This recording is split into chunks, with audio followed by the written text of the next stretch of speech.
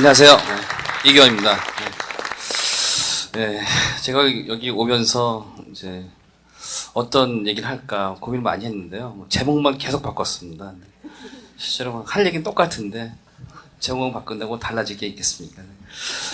저는 이제 좀 전에 말씀하셨던 것처럼 이제 변정식 씨가 제가 오랜 친구입니다. 그래서 산티아고를 이제 같이 가자고 했다가 제가 드라마가 망하는 바람에 제가 이제 좀 좌절에 빠져 있는데 혼자 먼저 가서 나중에 제가 또 가는 걸 제가 따라갔거든요. 따라갔는데 그때가 이제 제가 재중원이라는 드라마를 끝내고 왔었습니다. 그래서 거기서 이제 재중원이 이제 세브란스 전신인데 세브란스에서 레지던트를 마치고 온 여의사를 만났어요.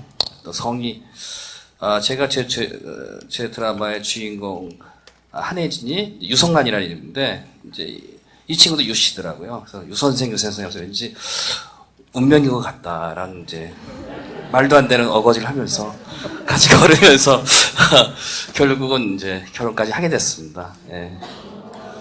그래서 이제 오늘 같이 올라가 그랬는데 좀 병원 일이 바빠가지고 이제 혼자 왔는데요.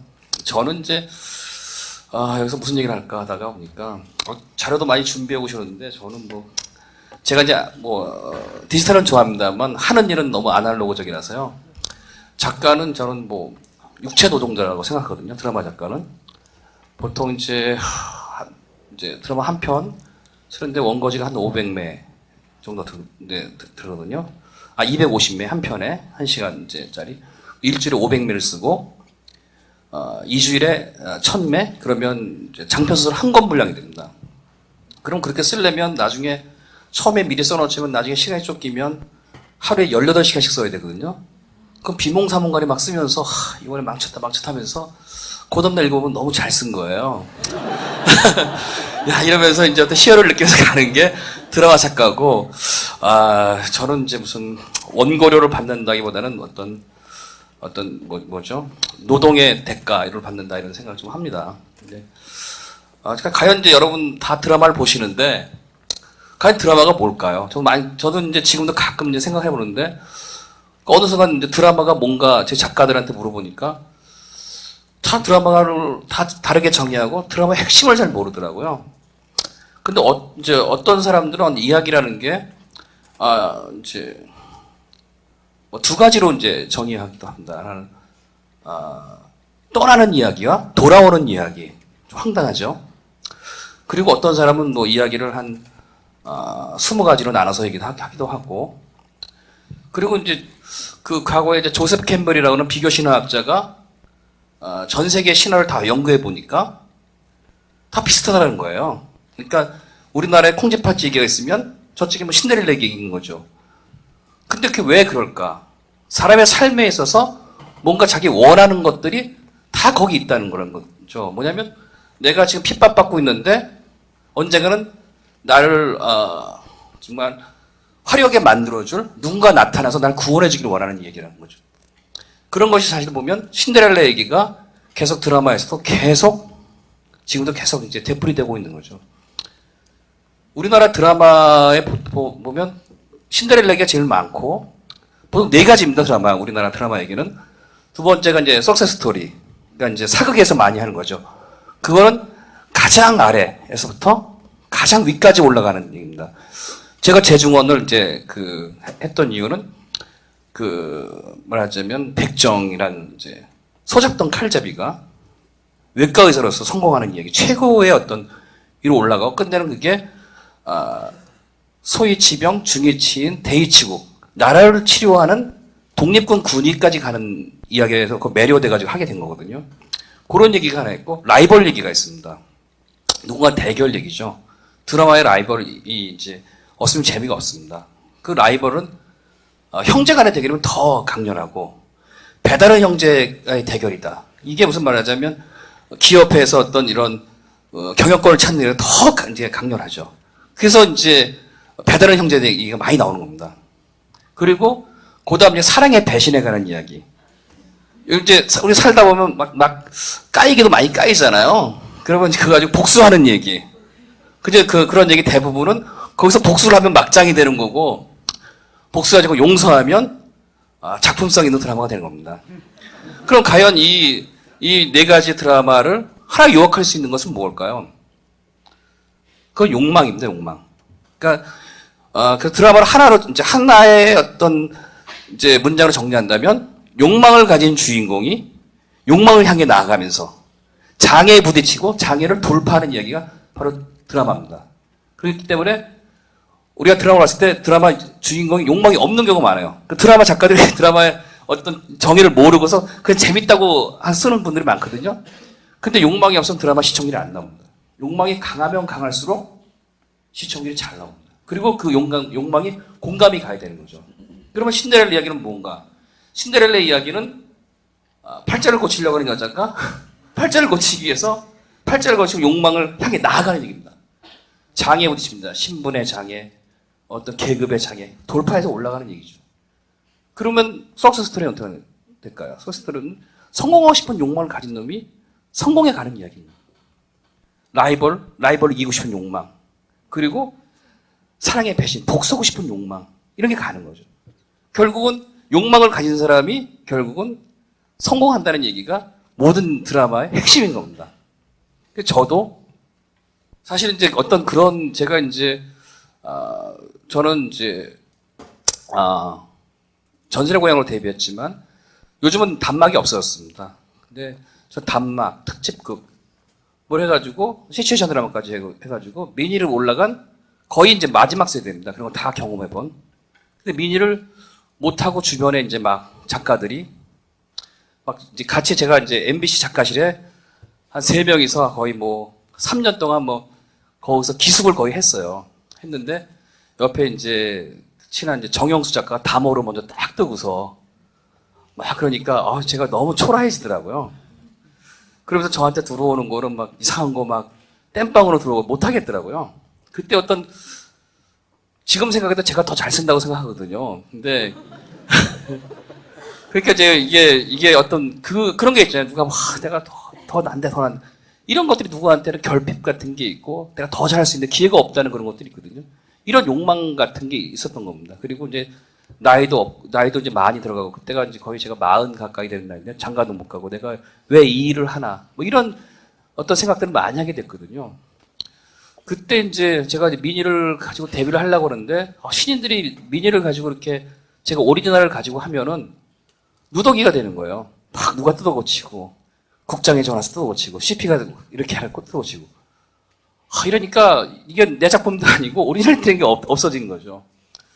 그러다가 이제 제가 하얀 거탑이라는 작품을 딱 만났습니다. 근데 너무너무 강렬한 거죠. 그 주인공이 자이젠고를 하는 주인공이 정말 나와 내 생각과 내 감정과 그런 게 너무 닮아 있는 거예요. 그 사람도 자기가 실력이 있다고 생각하지만 위에서 얘를 실력의 어떤 다른 말하자면 뭐 연줄과 뭐 지연, 학연과 뭐 이런 걸 해서 까내려고 하는 거거든요. 그러니까 얘는 거기서 반발을 해서 내가 최고가 의사가 되겠다고 해서 나가는 얘기거든요. 그게 너무너무 저한테 강렬하게 와닿더라고요.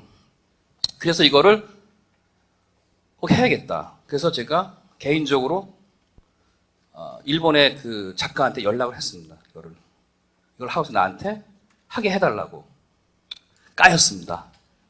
이유는 뭐냐면 그분은 이제 일본에서 그분 드라마가 많이 이제 소설이 드라마가 됐는데 그 드라마를 보면 다 그 양반이 다 감수를 해요.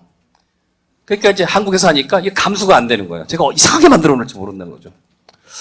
그래서 이제 어떻게 할까 하다가 누가 그런 얘기를 하더라고요. 그 실제로 일본 드라마에서 주인공을 했던 역할을 했던 사람이 원래 소설과 이미지가 너무 다르다. 사실 원래 소설 보면 키가 한 185 뭐 이렇게 되고 막 되게 짐승남이거든요. 근데 실제로 일본에 드라마 한 사람은 키도 작고 약간 좀 독해 보이는 그런 스타일이었어요. 근데 이 작가가, 이 배우가 그 할머니의 작품이 이제 여자분인데 굉장히 많아요. 그걸 다 읽고서 찾아가서 식사를 하면서 당신의 팬이고 당신의 작품 다 읽었고 그리고 이 자이젠고로라고 하는 역할이 나의 삶과 너무 닮았다. 내가 이거 꼭 하고 싶다. 그래서 허락을 받았다고 하더라고요.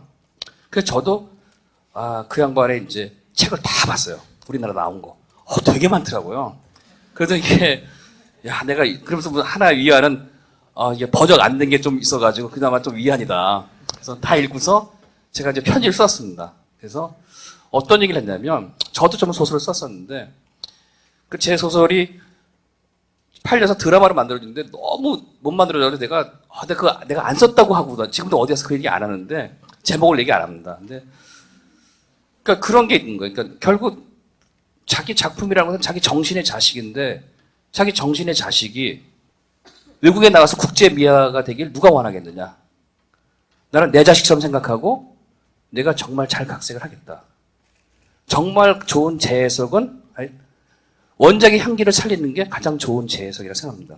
제가 하겠습니다. 그랬더니 좀 괜찮죠? 여기서 홀딱 넘어가신 거예요, 이분이. 그래서 저한테 원작을 넘기겠다고 연락이 왔어요. 제가 이제 지하철 안에서 막 그 얘기를 전화를 듣고 막 진짜 거의 까무러칠 것 같아요. 다리에 힘이 빠지더라고요, 진짜. 내가 이걸 할 수 있구나. 그래서 그러고 이제 안파석 감독을 찾아가서 하자고 그랬더니 안 한다고 그러더라고요. 피 나오는 거 싫다고. 그래서 기회에서 만날 때마다 거기 나오는 재밌는 얘기들을 막 해서 하니까 재밌죠. 무슨 얘기, 그 얘기 뭐야? 하얀 거탑이요. 그래? 나 안 해. 또 다른 상황에서 얘기하다가 막 재밌는 에피소드 얘기하면 그게 뭐야? 하얀 거탑이요. 이렇게 3번 했더니 전화가 오더라고요. 이기원 작가가 그렇게 원하면 합시다. 그래서 하게 됐어요. 근데 그 원작자가 뭐라 그랬냐면 어떻게 할까 보여달라는 거예요. 시놉시스를. 그러니까 이제 대본은 감수 못하지 시놉시스 보고 자기 판단을 하겠다는 거죠. 그래서 그때 당시에 저는 병원을 한 번도 가본 적이 없고 외과와 내과를 잘 구분 못하는 정도였거든요.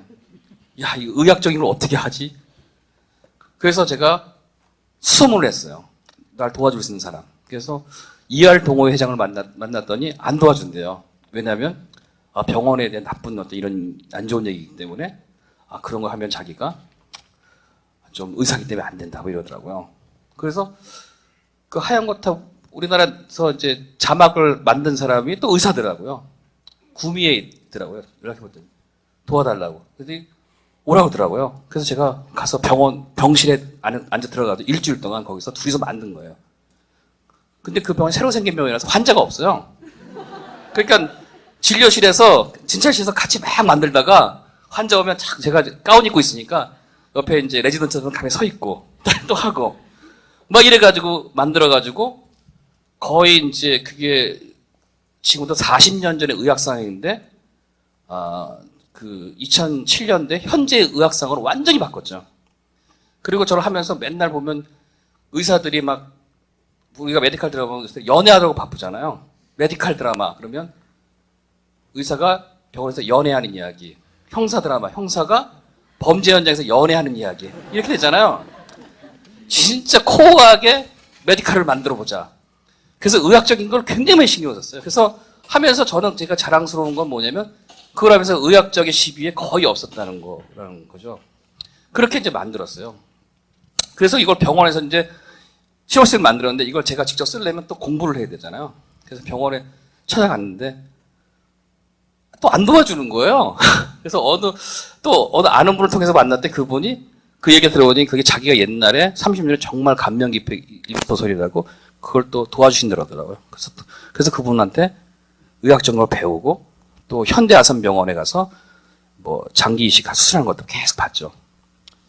그러다 보니까 처음에는 막 의사들이 얘기하는 걸 못 알아듣는데 나중에 되게 단순해요. 몇 가지 계속 반복하더라고요. 어느 순간 저도 막 그 안에서 껴가지고 의학용어로 서로 막 대화를 하는 거예요. 이 수술은 어떻게 해야 되고 어떻게 해야 되고 그리고 맨날 수술실에서 나오면은 제가 의사인 줄 알고서 환자 가지고 가서 물어봐요. 저희 아버님 어떻게 되셨습니까? 그럼 제가 다 얘기해요. 이거 어떻게 되고 어떻게 되고 다 얘기를 해요. 그리고 또 불안하잖아요. 그래서 몰래 가서 물어보고 와서 맞으면 가만히 있고 틀리면 가서 제가 환자를 착각했습니다. 다시 얘기하고 해가지고 이제 하게 된 거죠. 근데 MBC에서 뭐냐면 이거를 또 제대로 된 시간에 해주지 않고 주말 시간에 박대라고요. 주말에 무덤이거든요. 좀 봐서 이제 좀 괜찮지 않다 생각한 거는 주말로 갔다 온 거죠. 재방송도 안 해줘요. 작가로서 좀 피해가 큽니다. 재방료가 안 나오기 때문에. 근데 이제 그러고서 주변에서 이건 안 된다는 얘기를 너무 많이 하는 거야. 안 된다는 얘기. 그 제가 제가 이걸 하게 됐다고 주변에 있는 작가들, 대부분의 작가들 여자입니다. 남자는 한 5%밖에 안 되거든요. 그랬더니 전부 다 이건 안 된다고. 그거 재밌는데 안 돼, 안 돼. 그래요. 이유가 멜로가 없다는 거예요. 멜로가. 아. 그리고 MBC에서도 멜로가 없다고 주말에 박은 거예요. 아, 굉장히 충격인 거죠. 캐스팅도 잘 안 되고 막. 근데 김명민도 원래는 제가 처음부터 김명민 했으면 좋겠다 생각했는데 프로듀서가 김명민을 최도영, 이선균이 한 역할로 출연을 한 거예요. 그래서 안 한 거예요. 근데 전 그 사실을 몰랐고 김명민이 안 한다는 소리가 들은 거예요. 제가 나중에 뭐 하다 막 나중에는 뭐 최민수, 박상원이 하면 어떻게 해서 갑자기 나이가 확 올라가니까 제 그분들한테 죄송합니다만 내가 장수만세 하려고 이 나이 때 이렇게 열심히 했나 뭐 이런 생각도 좀 들고 그런데 이제 그러면서 눈물이 막 나더라고 제가 이렇게 열심히 했는데 그래서 이제 김명민을 왜 이걸 안 하냐고 막 그랬더니 프로듀서가 김명민은 다른 역할을 했더니 안 됐다 그러는 거예요. 이런 역할을 이 강한 욕망을 가진 사람이 배우가 이걸 하고 싶어야지 왜 안 하느냐. 한번 다 전화해봐라. 그때 전화할 때 바로 한다고 그러더라고요. 근데 정말 열심히 잘하더라고요. 그러면서 뭔가 이제 제가 쓰면서도 어떤 게 있냐면 작가를 쓰면서 뭔가 이렇게 막 내가 안 쓰고 그분이 와서 쓰신 것 같은 때가 있어요. 그게 뭐냐면 그냥 내가 김명민이고 내가 뭐 이런 상황이 있거든요. 그게 뭐냐면 거기는 감정이나 이런 것들이 다 이제 저의 감정, 그 현대 상황, 그리고 김명민도 사실은 그런 이제 경험이 있었다는 거예요. 얘기하다 보니까 자기가 그런 과정을 거쳐온 사람인 거예요. 그러니까 그런 감정을 너무 잘 표현하는 거예요. 그러니까 저도 그러니까 보통 우리가 작가가 어떤 한 캐릭터, 어떤 드라마의 어떤 캐릭터에 자기를 대변하는 캐릭터가 있거든요. 그걸 페르소나라고 그래요. 그리고 저는 말하자면 거기서 나오는 장준영이 저희 페르소나였고, 그리고 김명민도 장준영이 자기 페르소나였던 거예요.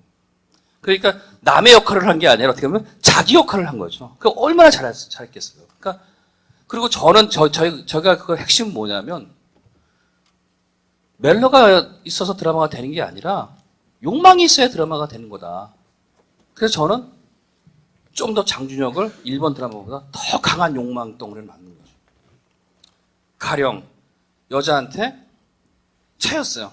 그러면 문 앞에서 뒤돌아가는 놈이 아니라 뒤돌아가면 그 다음부터 음악 나오면서 스산한 가을 거리 걸어가잖아요. 깡통 차고 그 순간 채널 돌아가거든요. 얘는 그런 상황에서 도끼로 문을 부시고 들어가는 놈을 쓰잖아. 생각해보세요. 도끼로 문을 부시면 계속 볼 거 아니에요. 더 강한 욕망이니까. 그래서 뭔가 쟤 들어가서 뭐 하지? 들어가서 뭐 할까요? 도끼 들어가서. 그냥 뭐 그 다음은 다음에로 넘기는 거죠. 투비 컨티뉴. 그런 거 보는 거죠. 그러니까 그런 인물로 만든 거죠. 그러니까 갑자기 이게 막 이제 되고 제 경험이 막 들어가는 거예요. 제가 이제 막 쓰다가 안풀어 너무 괴롭고 이러니까 작업실에 있다가 회의하러 가다가 갑자기 나도 모르게 핸들을 틀어가지고 집에 간 거예요. 그때 어머니가 너 왜 왔냐? 그냥 배고파서 왔다고. 보통 배고파서 올 놈이 아니거든요. 그래서 계속 무슨 일이냐 물어보더라고요. 이런 걸 딱 보면서 와서 어떤 그 장면을 어떤 장준혁이 힘든 상황을 쓰는데 그게 떠오르는 거예요. 그럴 때 장준혁이 갑자기 쫙 가서 이제 엄마한테 딱 하는 장면을 쓰게 된 거죠. 그러니까 제가 엄마가 와서 걱정할까봐 얘는 들어가지 못하고 문 밖에서 이렇게 딱 전화하고서 엄마 나왔어 뭐 이렇게 하면 잘 있어요. 그럼 엄마가 문 안에서 얘기하는 거를 육성으로 듣고 이렇게 얘기하고 이런 장면을 쓴 거죠.